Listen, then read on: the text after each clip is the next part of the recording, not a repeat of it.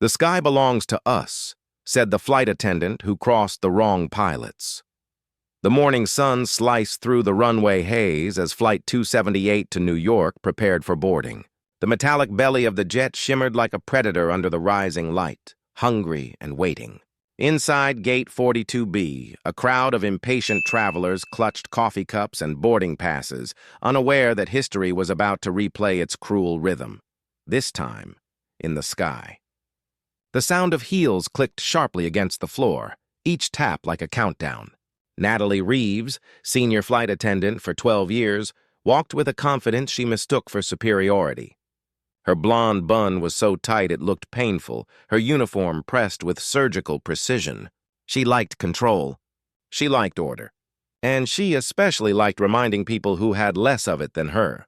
At 7:14 a.m., as boarding began, two young men walked toward the gate, tall, poised, identical in every way except for the slight difference in their smiles. They wore pilot uniforms crisp as the morning itself, gold-trimmed wings glinting faintly under the terminal lights. Their names were Elijah and Emmanuel Carter, twin first officers on their inaugural commercial flight together. 26, ambitious, confident, and quietly aware of the invisible weight that always seemed to follow them. The color of their skin, darker than the navy blue of their jackets. Natalie saw them before they reached the cockpit. Her gaze flicked up from her clipboard and lingered just long enough for judgment to form. Her lips twitched into a smile, tight, polite, and unmistakably patronizing. "Gentlemen," she said, the word floating with forced civility. "Can I help you with something?" Elijah smiled, extending his ID badge. "We're your flight crew today. First Officers Carter and Carter." Natalie blinked, confused for a fraction of a second, then laughed softly. "You're the pilots?" "That's right," Emmanuel said, his voice even but his eyes sharp. "Is there a problem?" "Oh, no problem," she said quickly, but the smile didn't reach her eyes. "I just didn't expect—" Her voice trailed off. The silence filled in the rest. Elijah held her gaze for a moment longer than was comfortable. Then he smiled again, professional, steady, disarming. "Passengers are boarding. We'll get ready for takeoff." They walked past her, their footsteps calm and deliberate. Behind them, Natalie exhaled a sharp breath and muttered something under her breath she hoped no one heard. But the gate agent did, and the gate agent frowned. In the cockpit, the twins settled into their seats. Elijah, older by 7 minutes, took the left seat. Emmanuel, ever the perfectionist, ran through the pre-flight checklist. Their hands moved in harmony, practiced and precise. Yet behind their calm, a shared memory pulsed. A lifetime of being underestimated, doubted, side-eyed. "You feel that?" Emmanuel murmured. "Always," Elijah replied quietly. Outside the cockpit door, Natalie was already rolling her eyes as she briefed the rest of the crew.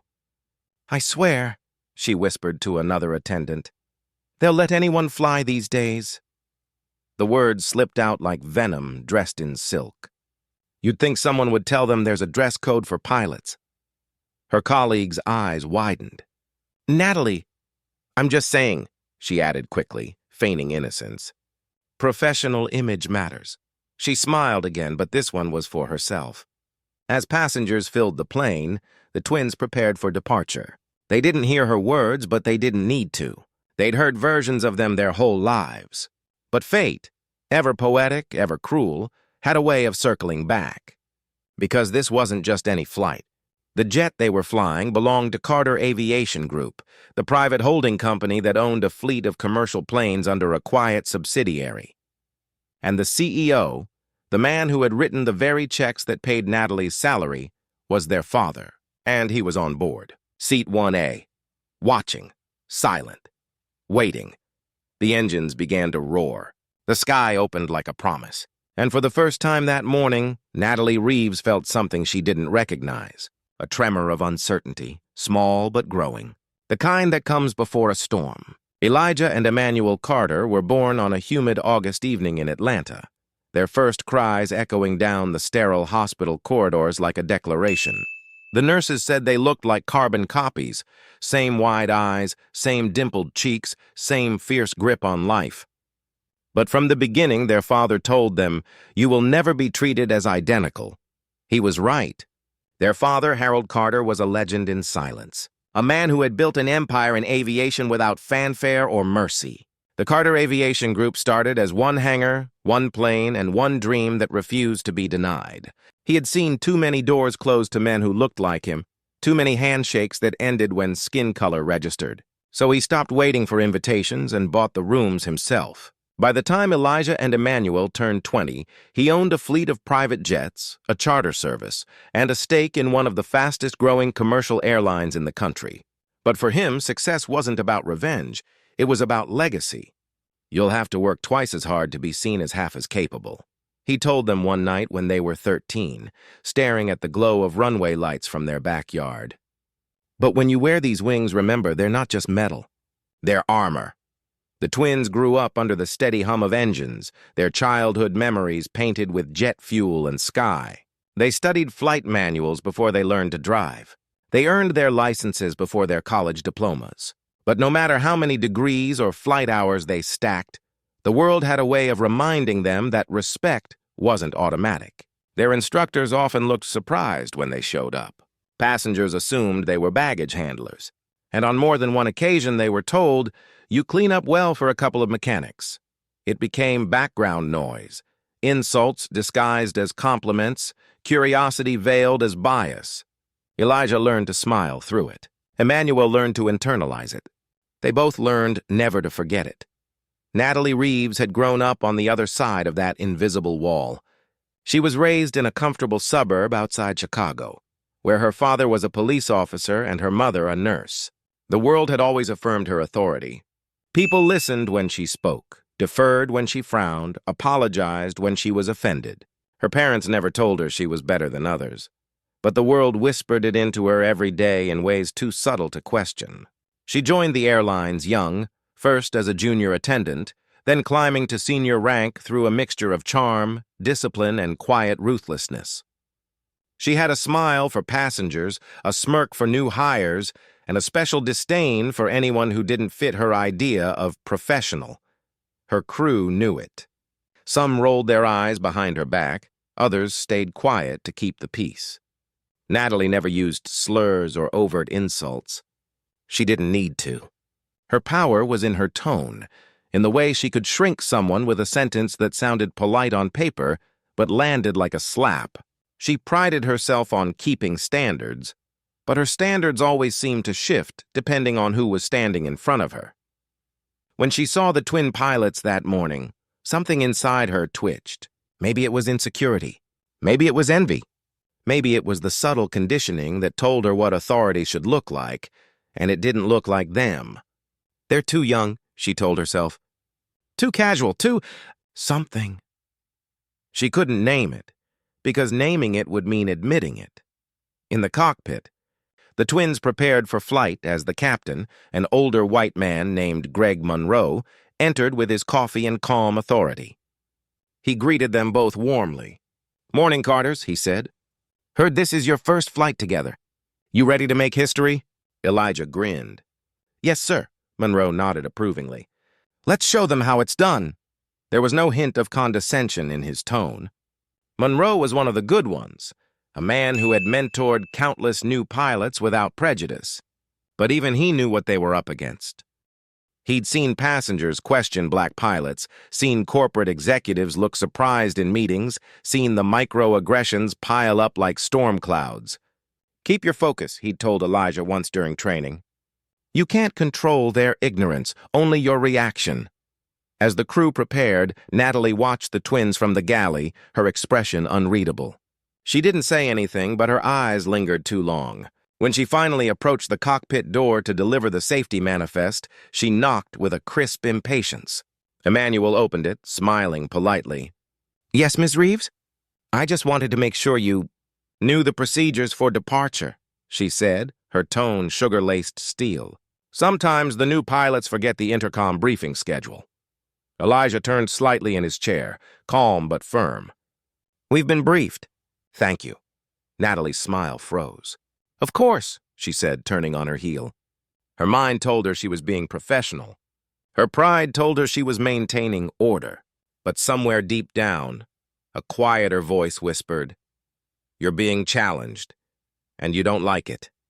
As boarding finished, the twins took a moment to themselves. "You see how she looked at us?" Emmanuel said quietly. "Like she expected us to ask for directions to the cockpit." Elijah chuckled softly. "She'll learn." "You sound like Dad," Emmanuel said. "Good," Elijah replied. "He's the only one who ever taught us how to fly above it." What they didn't know was that Harold Carter had already boarded quietly. His name disguised under an alias in the passenger manifest, a habit he'd developed years ago to avoid attention. Seat 1A first class. He didn't tell his sons he was flying with them. He wanted to see them as the world saw them, without his shadow, without his protection. He wanted to see if they could hold their own, and when Natalie approached him later with her flawless smile and glass of champagne, he watched her carefully, the way a man watches a fuse burn down. He had seen her type before, polite, efficient, dangerous. He raised his glass slightly, nodded, and said nothing. But his silence was the kind that saw everything. Above the terminal, clouds gathered like an omen. The engines began to hum. Flight 278 was cleared for takeoff, and though no one yet knew it, the real turbulence wouldn't come from the sky. It would come from the people trapped inside a metal tube 30,000 feet above the ground, with prejudice, pride, and truth all buckled in for the ride. The engines screamed to life, trembling through the cabin like the heartbeat of a giant. Passengers settled into their seats, a chorus of seatbelts clicking in unison. Flight 278 taxied down the runway, the morning sun glinting off its wings. In the cockpit, Elijah and Emmanuel worked in perfect rhythm, calling out procedures with military precision. Captain Monroe watched them, quietly impressed. "You boys make it look easy," he said, adjusting the throttle. Elijah smiled.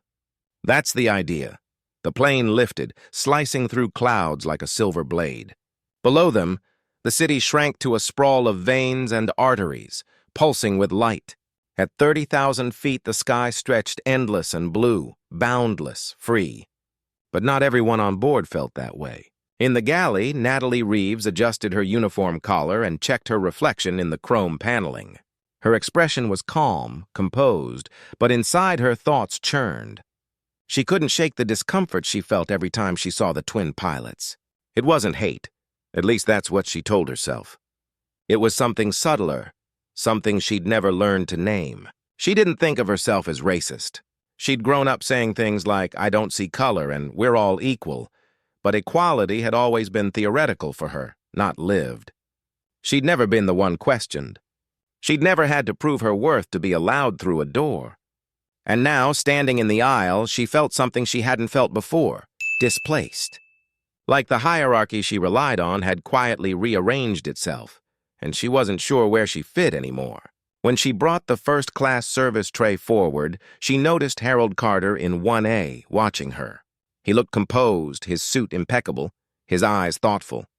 He didn't seem like the kind of man easily impressed or easily fooled. "Champagne or orange juice, sir?" she asked, voice perfectly even. "Just water, thank you," he replied. His tone was warm, but his eyes were sharp, as if reading more than she said. As she turned to leave, he added, "You have an excellent crew today." She paused, smiling politely. "Yes, sir. Very competent." "They're exceptional," he said, his gaze steady. "Make sure they know that." For a moment, her breath caught. Something about the way he said it, calm, deliberate, felt like more than praise. It felt like a warning. She nodded and walked away, but his words lingered. 2 hours into the flight, turbulence hit. Not severe, but enough to rattle nerves and test composure. Passengers gripped armrests. The plane jolted once, twice. Natalie steadied herself and made an announcement with her best practiced calm. "Ladies and gentlemen, please remain seated and fasten your seatbelts. The captain has turned on the seatbelt sign due to light turbulence." Her voice was smooth, almost soothing. But beneath her tone, irritation simmered. She hated turbulence. It meant lost control, disorder, the illusion of safety cracking at the edges. She decided to check on the cockpit, partly for protocol, partly because she wanted to be seen asserting herself. She knocked. "Yes?" came Elijah's voice. "Just checking in," she said, her tone sweetened. Passengers are a little anxious. Should we expect this to continue? Emmanuel glanced at the radar. Just a small patch. Should smooth out in 5 minutes. Good, she said. Wouldn't want the passengers to panic. Especially with new faces up front. Emmanuel turned his head slowly. Excuse me? Her smile faltered. Oh, nothing meant by it, she said quickly. Just, you know how passengers can be. They like familiar faces. You mean white ones? Elijah said evenly, not looking up from the controls. The silence that followed was thick enough to choke on. Natalie blinked, her cheeks flushing. I didn't mean it like that. Of course, Emmanuel said quietly. You never do. She stood frozen for a second, then spun on her heel and left. In the galley, she leaned against the wall, her heart pounding. She hated how small she felt in that moment. She hated that they'd called her out. But mostly, she hated that deep down, they were right. Meanwhile, in 1A, Harold Carter closed his eyes, feeling every jolt of the plane and every unspoken word vibrating beneath it. He had lived long enough to recognize the signs, the quiet tension, the polite resistance, the small wounds that added up to something bigger. He wanted to intervene, but he didn't. His sons had to face it. The world wouldn't always announce its malice. Sometimes it smiled first. When the turbulence eased, Natalie tried to regain her rhythm. But the encounter gnawed at her. She started noticing things. How passengers looked at the cockpit door. How some whispered when they saw who emerged during a restroom break. One man, mid-40s in a business suit, leaned over to her as Elijah walked by and said quietly, "Are they real pilots?" "Excuse me?" she said, her voice tight. "I mean, they look awfully young," he said, adjusting his tie. "No offense. They're fully certified," she said quickly. But the man had already turned back to his laptop, his tone dismissive. She swallowed hard. For the first time, she felt the ugly symmetry of it. She had been that man more times than she cared to admit. And now she was watching it from the other side, the way truth sometimes forces reflection by accident. Later, as the flight continued smoothly, Natalie went to deliver coffee to the cockpit.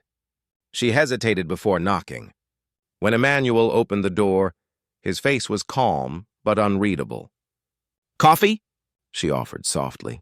"Thank you," he said, taking it. Their hands brushed slightly, and for a second she saw something she hadn't before.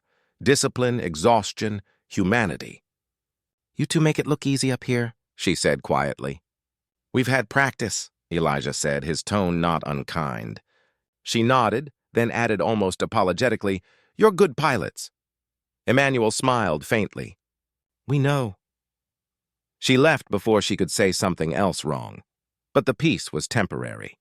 Because storms rarely announce themselves before they break. Somewhere over the Atlantic, a sudden alarm blared, a false altitude reading. The cockpit lights flickered briefly before stabilizing. Nothing dangerous, but enough to spike adrenaline. Captain Monroe handled it calmly, but the crew tensed. Natalie froze in the aisle as passengers stirred. The plane steadied, the warning silenced, but the damage was done. Anxiety spread like smoke. Natalie rushed to the intercom. "Ladies and gentlemen, everything is under control. Please remain seated."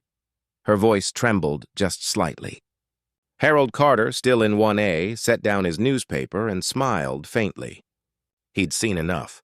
The storm brewing in the human heart was about to hit full force. The warning had died, but the echo of it stayed, bleeding into the cabin like a rumor with teeth. Passengers clutched armrests and demanded certainty from the nearest uniform. A baby began to cry. A man in 14C tapped his watch as if it could convince the sky to behave. Natalie found herself gripping the intercom handset too tightly, knuckles pale, voice steadying by sheer force as she repeated the script about light turbulence and transient indicators. Then she saw Elijah step out of the cockpit to use the lavatory, routine, quick, professional, and something in the cabin shifted. The man in the business suit from earlier lifted his chin and stood. "I want to speak to the captain," he said, blocking the aisle. Elijah slowed, posture calm, eyes careful. "Sir, please remain seated while the seatbelt sign is on." "You're not the captain," the man snapped. "Are you even qualified to be out here?" Elijah's jaw tightened. "Sir," he said, voice measured, "you need to sit down." No, the man said, louder now. Heads turned. After that alarm, I want to see someone in charge. Someone who knows what they're doing. His eyes didn't blink, didn't hide. The subtext was a neon sign buzzing in the quiet. Natalie stepped forward, putting herself between them, as if the world had demanded she pick a side, and she'd chosen one without thinking. Sir, she said, I assure you. Assure me nothing, he said, glaring past her. I want a pilot I can trust. Elijah did not move. He had trained for 1,000 emergencies, memorized procedures until they lived in his muscle memory, but he could not rehearse dignity out of the moment like this. He wore it anyway, a second uniform no one could issue. I'm a pilot you can trust, he said evenly. Please sit down. The man's gaze flicked to Natalie. He found in her face something he could misinterpret, the leftover tremor from the alarm, the memory of her own bias. He mistook it for agreement. Well, he said to her, are you going to let this— He didn't finish the sentence because his mouth realized for once in its life that the last word shouldn't be said aloud. Natalie felt the cabin tilt, even though the plane did not move. Something coiled inside her, fear, yes, but also shame hot enough to burn. She looked at Elijah and, against her impulse to perform control, made a choice. Sir, she said, voice firm, return to your seat, now. He stared at her, thrown off by the refusal he hadn't expected. I paid for this seat, he said, but the bluster had frayed. And we will keep you safe in it, she replied. Sit. Perhaps the man would have obeyed. Perhaps the moment would have ended there. But turbulence, like truth, often returns before you're ready. The jet shuddered once, harder than before, a sharp dip and rebound that sent a ripple of gasps down the aisle. In the cockpit, Emmanuel's hands flew to controls, voice crisp as he worked with Captain Monroe to compensate for a sudden pressure differential, a stubborn valve lagging a hair off expectation. Nothing catastrophic, but nothing to ignore. Level at 320, Monroe said, calm as a heartbeat. Watch that panel. If it blinks twice again, we descend. Copy, Emmanuel said, and felt the unblinking focus slide into his bones. He imagined his brother outside, catching heat without complaint, and something inside him snapped taut in purpose. Out in the cabin, the business suit lurched as the plane steadied, and in the chaos he reached out, whether to grab something or someone he didn't care. His hand brushed Elijah's shoulder, a shove more than a hold, and reflex lit up the row like a struck match. That was when Harold Carter in 1A stood. He did not raise his voice. He did not announce himself. He simply moved with the authority of a man who had spent a lifetime deciding when storms mattered.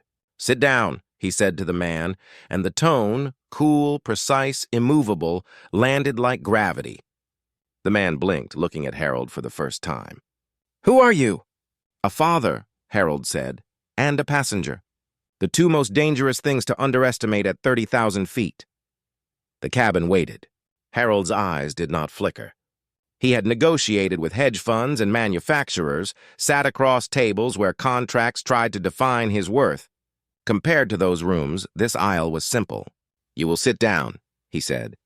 You will fasten your seatbelt, and you will not touch that pilot again. Something unfamiliar crossed the man's face. Not fear, shame. He began to sit. Then the intercom crackled, and Emmanuel's voice, the steadiness of it, filled the cabin. Ladies and gentlemen, this is First Officer Carter. We experienced a brief systems alert which the cockpit has addressed. We're continuing on course, and we may make a minor altitude change to find smoother air.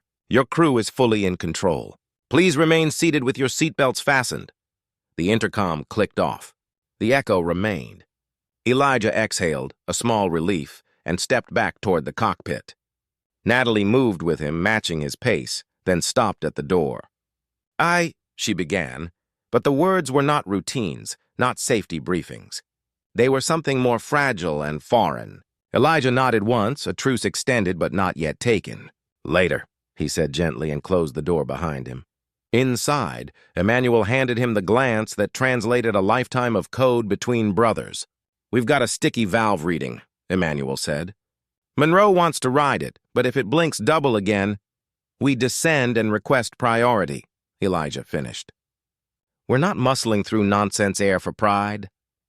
Dad would say pride's for ground level, Emmanuel murmured. Up here, humility keeps the wings on. Monroe's smile was the briefest curve. Wings are staying on, he said, but we'll give the cabin the smoothest ride available. As if scripted by irony, the panel blinked twice. Once, twice, then settled. Emmanuel's hand hovered above the comm switch. Decision? He asked. Elijah looked at the readouts, at the horizon line they'd both stared at since they were boys, the one that had always dared them to hold it steady. We descend 2,000, he said. Find the laminar layer. I'll call it. Monroe nodded. Your aircraft, Carter.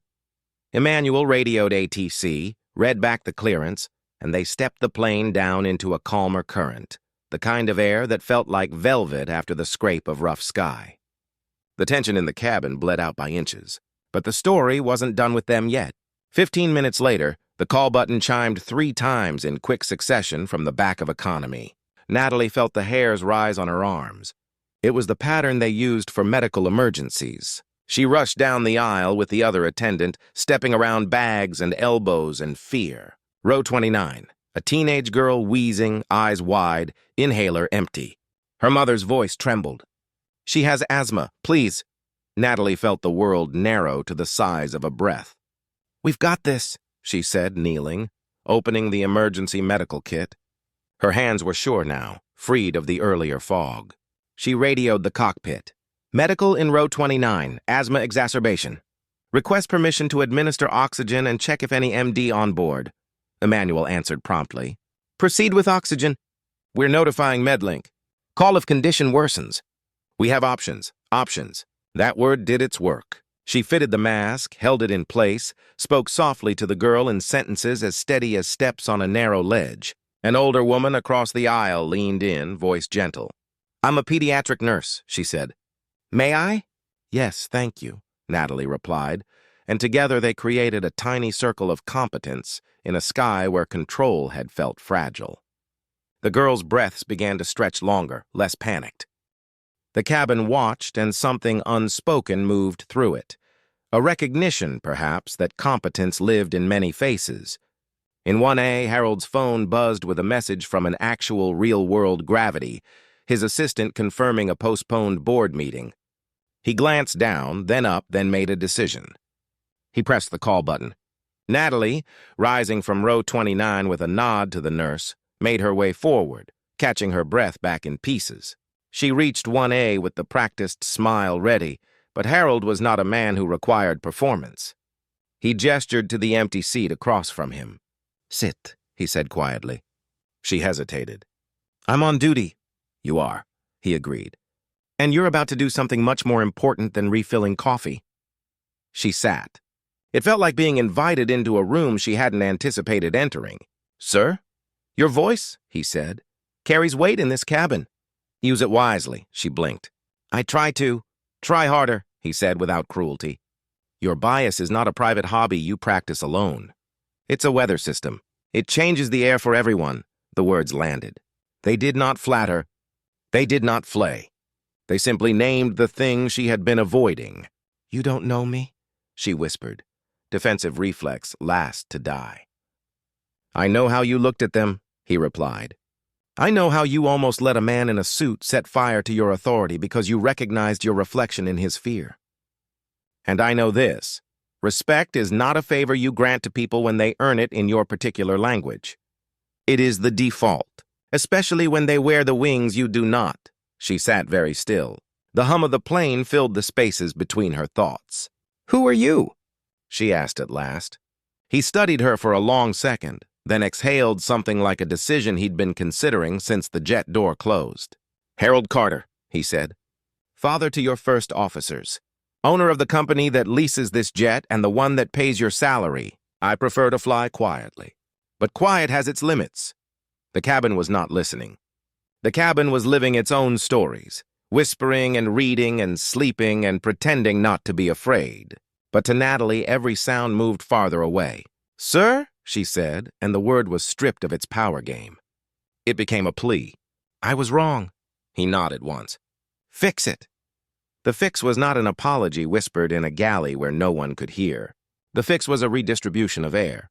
Natalie returned to the intercom and spoke, voice carrying the authority she had hoarded. "Ladies and gentlemen, this is your lead flight attendant. I want to give you a brief update and a reminder. Our flight deck, led by Captain Monroe and First Officers Elijah and Emmanuel Carter, executed a professional and proactive altitude adjustment for your comfort. They are among the finest pilots I've flown with. We're in excellent hands." The words crossed the cabin like a weather front. The man in the business suit inched smaller in his seat. The pediatric nurse in row 30 squeezed the teenage girl's hand and smiled. Harold in 1A allowed himself precisely one breath of satisfaction before returning his face to neutrality. In the cockpit, Elijah heard the announcement through the partially open door as Emmanuel adjusted the trim, and the brothers exchanged a glance edged with something almost like relief. "She said our names," Emmanuel murmured. "She did," Elijah said, equal parts surprised and unsurprised. "Dad's on board," Emmanuel said suddenly, the sense arriving not from logic but from that bone-deep radar twins share for the shape of a presence that made them. Elijah huffed a laugh. "I figured." "You did?" "He doesn't miss a debut," Elijah said. "He just hides better than most fathers." The sky smoothed to silk. The panel stayed steady. The teenage girl napped, oxygen line draped like a silver thread across her cheek. The business suit man found a pocket of humility and stayed there. Natalie moved through the cabin with a posture that had changed in no measurable way but felt entirely different. At Service Cart 2, her junior attendant whispered, "What happened up front?" "Accountability," Natalie said softly. "The rarest complimentary beverage." The junior attendant stifled a laugh. "I'll serve seconds." Near top of descent, ATC cleared them straight in for an early slot, a small kindness earned by steady hands and calm radios. Captain Monroe handled the landing with the kind of precision that feels like mercy. Wheels kissed the runway. Spoilers deployed, reverse thrusters hum-sang, and the plane decelerated with a grace that made strangers look at one another and smile like they'd shared something difficult and survived it. Taxiing was quiet. The cabin burst into polite applause, the old ritual sometimes derided, sometimes sincere. Today it felt earned. Elijah and Emmanuel finished their checklists, powered down systems to their neat end state, and sat for a fraction of a second in the cockpit's post-landing hush. "We good?" Emmanuel asked, voice barely above a thread. "We're good," Elijah said. "We're more than good." The cockpit door opened, and the world that had doubted, watched, judged, and learned stood on the other side, waiting for a final act. Harold Carter remained seated in 1A as passengers gathered their lives from overhead bins. He did not stand to be recognized. He did not clear his throat for a bow. He waited for his sons to step into the aisle. When they did, he rose and extended his hand, a formal gesture that turned halfway into an embrace. He kept his voice low for them alone. "Proud," he said. It was enough. Natalie approached, professional mask in place, but this time the mask was not a shield. It was a frame around something true. She looked at the twins and said clearly enough for anyone nearby to hear, "Thank you for the flight, First Officers Carter." Emmanuel nodded. Elijah smiled. Harold's eyes rested on her for a second that felt like a verdict and a pardon. "We'll speak again," he said mildly. She swallowed, then nodded. "I'll be ready." The jet door opened. Cool air rushed in, the kind that feels like absolution. Passengers filed out. A little boy in a wing pin looked up at Elijah and asked, "Are you the pilot?" Elijah crouched. "One of them," he said. "Want to be one too?" The boy's grin could have powered the runway lights. "I can." "You can," Elijah said. The boy's mother mouthed, "Thank you." Natalie watched the exchange like a frame in a film she wished had started sooner in her life. She turned toward the intercom to give the standard farewell and found she did not need to rehearse a new script. The sky had already rewritten it.